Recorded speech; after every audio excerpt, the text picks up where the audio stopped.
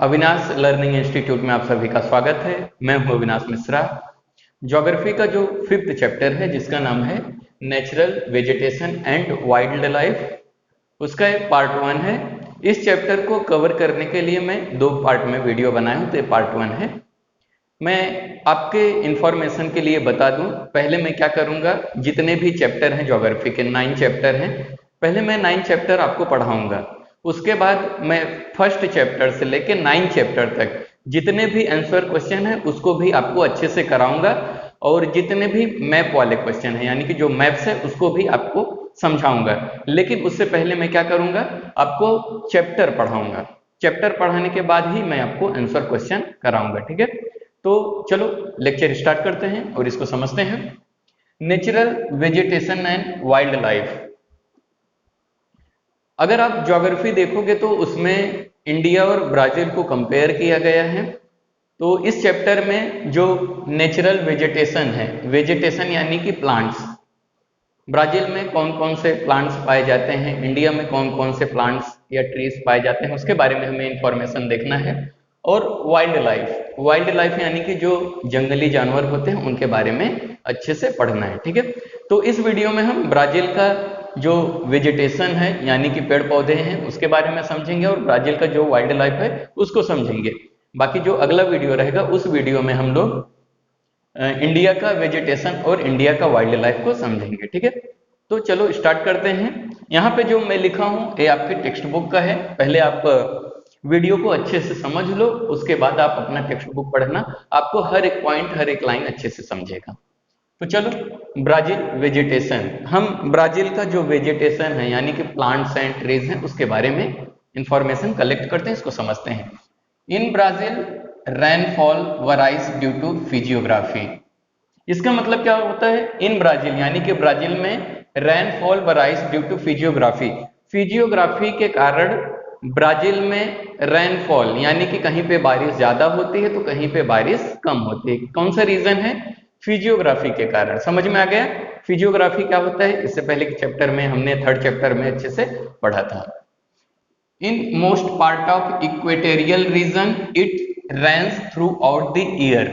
अगर हम ब्राजील की बात करें तो इक्वेटर के पास है ना, नॉर्थ में इक्वेटर के पास ब्राजील में ज्यादा बारिश होती है। यहाँ पे देखिए, in most part of the equatorial region यानी कि इक्वेटर के पास, ब्राजील में इक्वेटर के पास it rains throughout the year, मतलब इक्वेटर के पास साल भर बारिश होती रहती है। समझ में आ गया। As one moves away from the equator, the number of rainy days as well as amount of rainfall reduces. इसका मतलब क्या है, इक्वेटर से जैसे जैसे आप साउथ की तरफ चले जाओगे ब्राजील में तो क्या होएगा, वहां पे बारिश धीरे धीरे कम होती जाती है ना। इक्वेटर के पास ब्राजील में ज्यादा बारिश होती है, जैसे इक्वेटर से आप दूर चले जाओगे साउथ की तरफ आओगे तो क्या होएगा, वहां पे बारिश कम होगा। यहाँ पे समझिए, यहाँ पे एक मैं रफ मैप बना देता हूँ ब्राजील का। ये है रफ मैप, ये है इक्वेटर, हाँ, और ट्रॉपिक ऑफ कैप्रिकॉर्न। अगर इस वाले रीजन की बात करें तो यहाँ पे ब्राजील में जो है इस वाले पार्ट में ज्यादा बारिश होती है। समझ में आ गया। जैसे यहाँ इक्वेटर से आप इधर साउथ की तरफ आओगे इस तरफ तो यहाँ पे बारिश जो होती है कम होती है।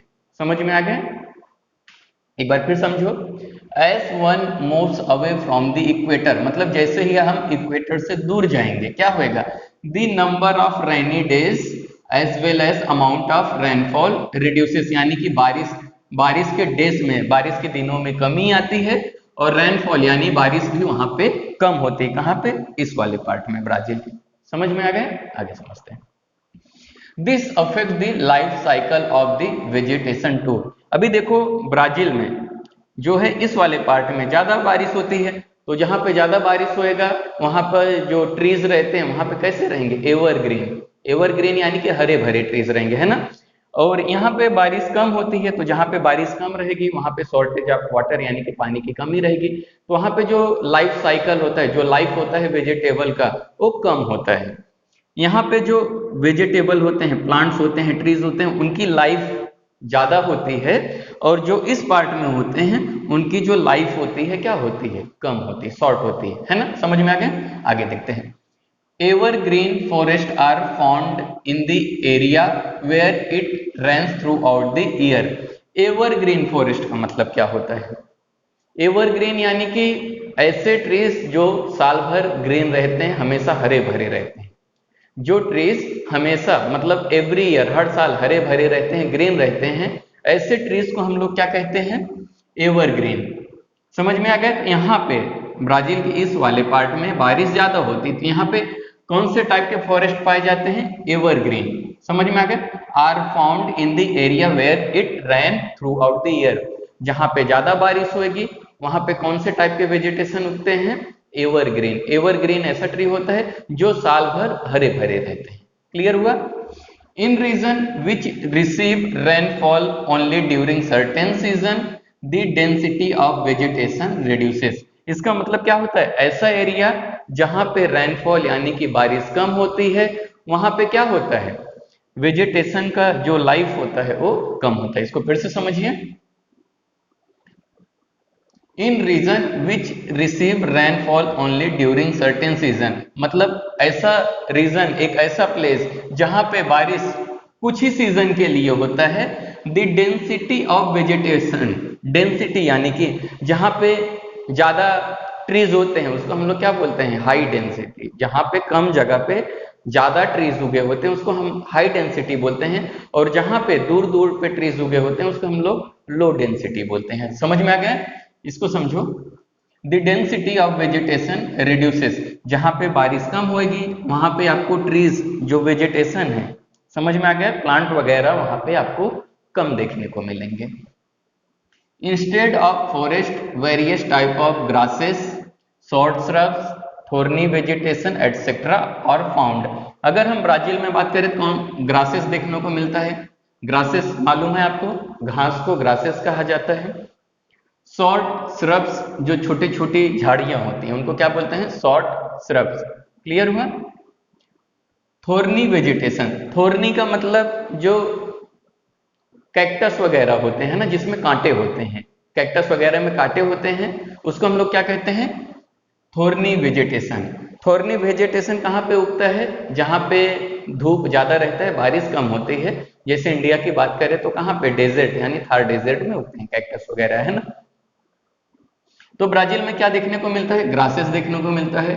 शॉर्ट श्रब्स यानी जो छोटे झाड़ियां होती है वो भी देखने को मिलती है। थोर्नी वेजिटेशन यानी जो कटीली झाड़ियां होती हैं जैसे कि कैक्टस वगैरह, है ना, वो भी देखने को मिलता है। Brazil has the largest number of vegetable species in the world. अगर हम पूरे वर्ल्ड की बात करें, पूरी दुनिया की बात करें, तो ब्राजील एक ऐसा कंट्री है जहां पे वेजिटेशन का स्पेसीज सबसे ज्यादा है, मतलब वैरायटी ऑफ वेजिटेशन देखने को मिलता है। ब्राजील में जो ट्रीज हैं सबसे ज्यादा स्पेसीज कहां पे मिलता है पूरे वर्ल्ड में? ब्राजील में देखने को मिलता है। क्लियर हुआ? This includes evergreen vegetation. कौन कौन से स्पेसीज होते हैं? पहला जो है एवरग्रीन वेजिटेशन। एवरग्रीन यानी कि जो साल भर क्या रहते हैं? हरे भरे रहते हैं, उसको हम क्या कहते हैं? एवरग्रीन। क्लियर हुआ? सेमी एवरग्रीन, सेमी एवरग्रीन वो होता है जो बारिश में हरे भरे रहते हैं, बाकी सीजन में क्या होता है? सूख जाते हैं, है ना, उसको क्या कहते हैं? Semi evergreen. यानी कि 6 महीने हरे भरे रहेंगे, 6 महीना सूख जाते हैं। एरिड एटसेट्रा, एरिड का मतलब होता है जहां पे सूखा प्लेस रहता है, जैसे कि कैक्टस वगैरह सूखे प्लेस पे रहते हैं, तो ऐसे वेजिटेशन को, जैसे कैक्टस वगैरह को हम लोग क्या कहते हैं? एरिड वेजिटेशन कहते हैं। समझ में आ गया? वन फाइंड्स ट्रीज लाइक, यहाँ पे कौन कौन से ट्रीज होते हैं ब्राजील में? दोस्तों जो ट्रीज का मैं नाम बोल रहा हूं, एक बार आप गूगल इमेजेस में जाके ये ट्रीज को टाइप करके आप ट्रीज को जरूर देख लेना, तब आपका कॉन्सेप्ट और अच्छा क्लियर हो जाएगा। ठीक है, यहाँ पे देखो ब्राजील में कौन कौन से ट्रीज हैं, ट्रीज का मैं नाम बोल रहा हूँ। कौन सा? पाउ Brazil, rubber, mahogany, rosewood and the variety of orchids. तो ये जो भी मैं नाम बोला, पाउ Brazil, rubber, mahogany, rosewood and variety of orchids, ये सारे ट्रीज ब्राजील में देखने को मिलते हैं। आप गूगल पे जाके इमेजेस में जाके ए ट्रीज का नाम आप टाइप करके एक बार देख लेना, नहीं तो बुक के एकदम पीछे जाओगे तो भी ये वेजिटेशन जो भी है आपको देखने को मिल जाएगा। तो एक बार देख लेना, आपका कॉन्सेप्ट और क्लियर हो जाएगा। Because of the evergreen forest rain forest in Brazil, यहाँ पे देखो ब्राजील में क्या है, एवरग्रीन फॉरेस्ट है। एवरग्रीन जो हमेशा साल भर कैसा रहते हैं, ग्रीन रहते हैं, उसे हम लोग क्या कहते हैं, एवरग्रीन फॉरेस्ट। और कौन सा, रेन फॉरेस्ट। रेन फॉरेस्ट वो होता है जब बारिश होती है, बारिश में जो झाड़ियां, जो प्लांट, जो वेजिटेशन उगते हैं उसको हम क्या बोलते हैं, उसको हम लोग क्या बोलते हैं, रेन फॉरेस्ट। समझ में आ गया। तो ब्राजील में एवरग्रीन फॉरेस्ट और रेन फॉरेस्ट देखने को मिलता है। There is a large amount of oxygen, यहां पे ध्यान दो, there is a large amount of oxygen that is released in environment. अभी ब्राजील में इतने ग्रीनरी है, इतने हरे भरे झाड़ियां हैं, एवरग्रीन फॉरेस्ट है, रेन फॉरेस्ट है, इसके कारण क्या होता है, ऑक्सीजन में बहुत ज्यादा ऑक्सीजन प्रोड्यूस होता है एनवायरमेंट में। ऑक्सीजन बहुत ज्यादा प्रोड्यूस होता है कहां पे, एनवायरमेंट में। This help to reduce carbon dioxide level. अब जहां पे ऑक्सीजन ज्यादा प्रोड्यूस होएगा तो वहां पे क्या होएगा, जो कार्बन डाइऑक्साइड है वो कम हो जाएगा, है ना। कार्बन डाइऑक्साइड को कम करने के लिए क्या चाहिए, ऑक्सीजन चाहिए। तो ब्राजील में इतना ज्यादा ऑक्सीजन प्रोड्यूस होता है, क्यों प्रोड्यूस होता है, क्योंकि वहां पे एवरग्रीन फॉरेस्ट और रेन फॉरेस्ट है। तो जब क्या होएगा, ऑक्सीजन ज्यादा प्रोड्यूस होएगा तो उसके कारण ब्राजील में जो है कार्बन डाइऑक्साइड का लेवल कम हो जाएगा। क्लियर हुआ। Therefore this rain forest are called the lungs of the world. Brazil में जो रेन फॉरेस्ट है, या ब्राजील को हम लोग क्या कहते हैं, lungs of the world. Lungs मतलब क्या होता है, फेफड़ा, विश्व का फेफड़ा कहा जाता है, lungs of the world.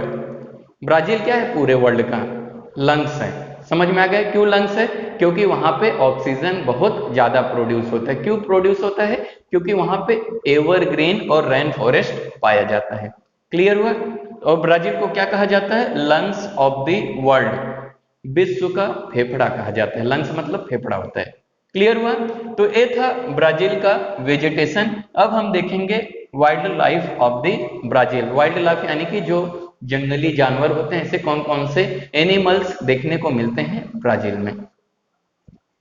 A greater diversity in wild life is found in the Brazil. अगर हम ब्राजील की बात करें तो ग्रेटर डाइवर्सिटी देखने को मिलता है, मतलब बहुत सारे अलग अलग टाइप के वहां पे क्या देखने को मिलता है, वाइल्ड लाइफ यानी जंगली जानवर देखने को मिलते हैं।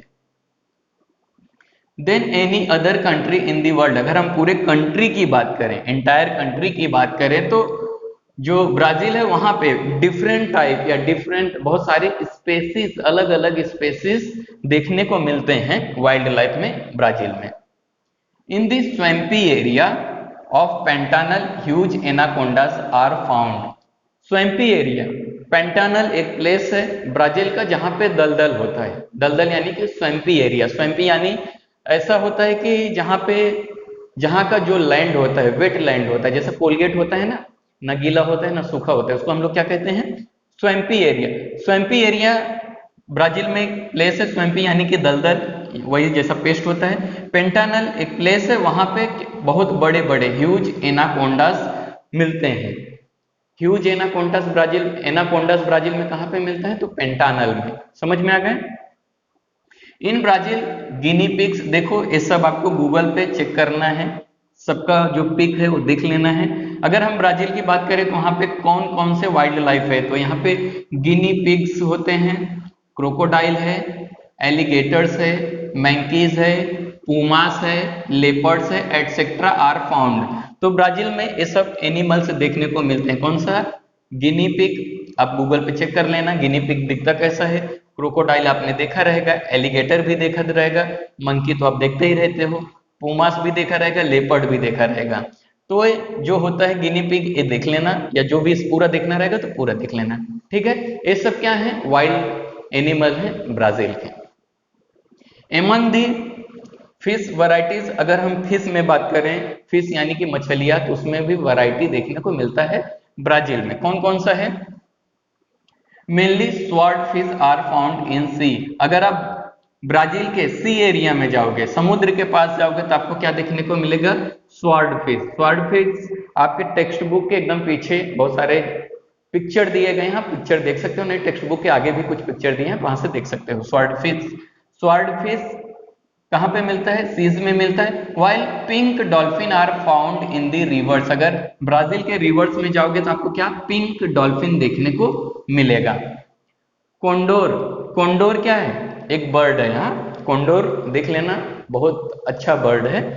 Condor which are huge in size, condor का साइज कैसा? ह्यूज, यानी कि बहुत बड़ा होता है। कोंडोर एक पक्षी है, एक बर्ड है जिसका साइज क्या है? बहुत ह्यूज है, यानी कि बहुत बड़ा है। And high in the sky, Condor जो होता है आसमान में बहुत ऊंचाइयों तक उड़ता है ना? क्लियर हुआ?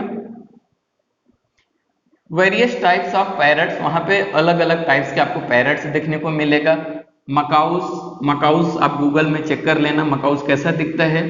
फ्लेमिंगोज आपको देखने को मिलेगा, फ्लेमिंगोज भी देख लेना। Are the major bird found here, तो वहां पे बर्ड कौन कौन से देखने को मिलते हैं? कोंडोर हो गया, पैरट हो गया, मकाऊ हो गया, फ्लेमिंगो हो गए, तो ये सब देखने को मिलते हैं। इसमें भी वैरायटी है अलग अलग ब्राजील में। क्लियर हुआ? Millions of insect varieties are also found here, insect अगर हम कीड़े मकोड़े की बात करें तो लाखों कीड़े मकोड़े के वैरायटी स्पेसीज देखने को मिलता है ब्राजील में, बहुत अलग अलग टाइप के। मिलियंस ऑफ यानी कि लाखों टाइप के क्या? इंसेक्ट यानी कि कीड़े मकोड़े भी देखने को मिलता है। कहाँ पे? ब्राजील में। As a result of these varieties, the wildlife of Brazil is very rich and diverse. अगर हम ये सब कोई बात करें तो ब्राजील का जो वाइल्ड लाइफ है वो काफी अच्छा है, क्योंकि वहां पे वैरायटी ऑफ स्पेसीज देखने को मिलता है। Degradation of environment is happening due to the illegal smuggling of wild animal, वहां पे देखो एनवायरनमेंट को लोग खतरा पहुंचा रहे हैं। क्यों खतरा पहुंचा रहे हैं? क्योंकि इलीगल स्मगलिंग कर रहे हैं, जानवरों को क्या करते हैं? बेच देते हैं, चोरी छुपे क्या करते हैं?